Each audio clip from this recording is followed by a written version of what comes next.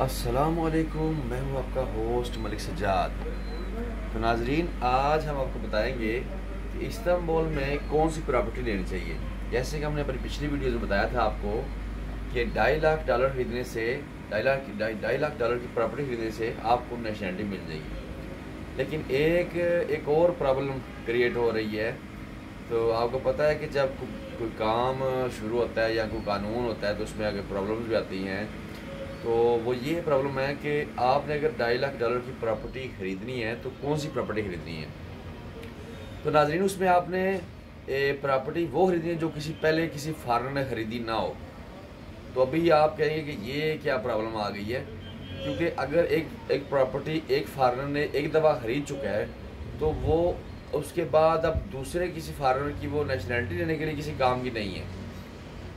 क्योंकि एक प्रॉपर्टी के ऊपर पूरी ज़िंदगी में एक नेशनलिटी मिल सकती है। दूसरी दफ़ा कोई भी फॉरेनर उस प्रॉपर्टी को ख़रीद कर नेशनलिटी नहीं ले सकता।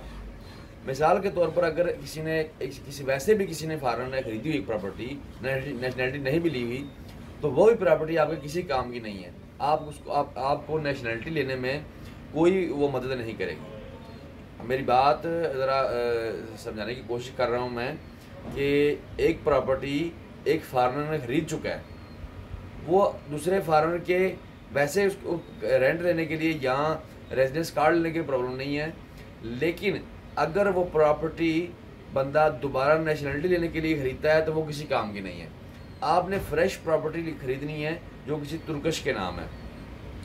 तुर्किश के नाम ख़रीद के अगर आपने मिसाल के तौर पर $2 लाख की प्रॉपर्टी ख़रीदी है जो तुर्किश के नाम है, अगर $50,000 की आप किसी पाकिस्तानी से या किसी फॉरेनर से प्रॉपर्टी ख़रीद लेते हैं तो वो अकाउंट नहीं होगी नेशनलिटी लेने के वक्त। क्योंकि तुर्की गवर्नमेंट के कानून हैं कि हर गवर्नमेंट जो अपने शहरियों के लिए और फॉरेनर के लिए सोच समझ कर कानून बनाती है। तो आप एक पाकिस्तानी या किसी फॉरेनर से कोई प्रॉपर्टी मत खरीदें कि वो आपके नेशनलिटी लेने के काम नहीं आएगी। क्यों कि वो उसमें लेस कर दी जाएगी, रकम माइनस कर देगी। आपकी 2 लाख की प्रॉपर्टी है, आप $50,000 की और ख़रीदें। और जो प्रॉपर्टी आप खरीद चुके हैं वो दोबारा किसी फॉरेनर को तो आप बेच नहीं सकते, तो आपने सिटीज़न जो है उसको बेचनी है। इसलिए आप प्रॉपर्टी ख़रीदते वक्त ये एहतियात ज़रूर करें कि ये मैंने प्रॉपर्टी किससे ख़रीदी हुई है। तो नाजरीन, आज हमारा मौजू यही था। हमारे चैनल को सब्सक्राइब करें। और हमारे कुछ दोस्तों ने ये भी मालूमात ली थी कि टैक्स के मामलात क्या होते हैं।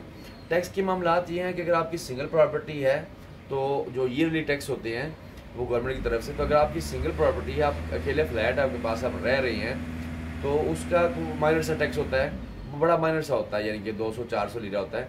अगर आपने रेंट पे दिया होता है तो एस्टिमेटेड जो एक आम अंदाज़ा लगाया जाता है कि साल में जो एक रेंट है वो तकरीबन आपका टैक्स से निकल आएगा।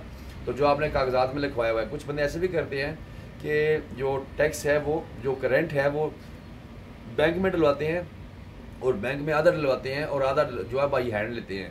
तो वो फॉरेनर तो नहीं कर सकते, वो तुर्किश में लोग करते हैं टैक्स से बचने के लिए। तो साल का जो एक रेंट है वो आपका टैक्स होगा। और प्रॉपर्टी ख़रीदते वक्त ज़रूर एहतियात करें, वो प्रॉपर्टी मत ख़रीदें जो पहले किसी फॉरेनर ने ख़रीदी हुई है, वो नेशनलिटी लेने की आपके काम नहीं आएगी। हाँ, आप अब सस्ती मिल रही है, किससे आप ख़रीद लें उसको रेंट की नीयत से कि रेंट इसका अच्छा आ जाएगा, या आप उसको एक प्रॉपर्टी के तौर पर खरीद सकते हैं। लेकिन नेशनलिटी लेने के तौर पर आपको इस्तेमाल नहीं कर नेशनलिटी लेने के लिए आप इसको इस्तेमाल नहीं कर सकते, क्योंकि आपको अकाउंट नहीं होगी, क्योंकि वो पहले ऑलरेडी एक फॉरेनर उस नेशनलिटी ले चुका है। या नेशनलिटी ना भी ली हो, वो पहले एक फॉरेनर उसको खरीद चुका है, दूसरा फॉरेनर उसको खरीद कर नेशनलिटी के तौर पर इस्तेमाल नहीं कर सकता। तो उसके बाद ये दूसरी ड्यूल नेशनलिटी की बात आ गई। तो ड्यूल नेशनलिटी फिर जो है वो आप $2.5 लाख की प्रॉपर्टी या किसी भी तरीके से नेशनलिटी लेकर तुर्की की ड्यूल पाकिस्तानी नेशनलिटी भी रख सकते हैं और तुर्की की नेशनलिटी भी रख सकते हैं। ये दोनों नेशनलिटीज़ जो है आप रख सकते हैं बैक वक्त। तो बाकी आप पाकिस्तान, आपको इस किस्म की कोई प्रॉब्लम नहीं होगी कि आपकी तुर्किश नेशनलिटी रखी हुई है और पाकिस्तानी रखी हुई है। और पाकिस्तान की नेशनलिटी रखने से तुर्की गवर्नमेंट को कोई प्रॉब्लम नहीं है। 2018 में कानून पास हुआ था ड्यूल नेशनलिटी का। तो हमें इजाज़त दीजिए नाजरीन, हमारा चैनल सब्सक्राइब करें, लाइक करें और शेयर करें, क्योंकि आपके कमेंट्स की वजह से मैं ज़्यादातर वीडियो बनाता हूँ जो किसी को तुर्की के बारे में कोई मामलात या कोई मुश्किलात दरपेश आए तो मुझे कमेंट्स में ज़रूर लिखें, या किसी किस्म की आपको कोई इन्फॉर्मेशन चाहिए तो मैं इंशाल्लाह आपकी देने की प्रोवाइड करने की कोशिश करूँगा।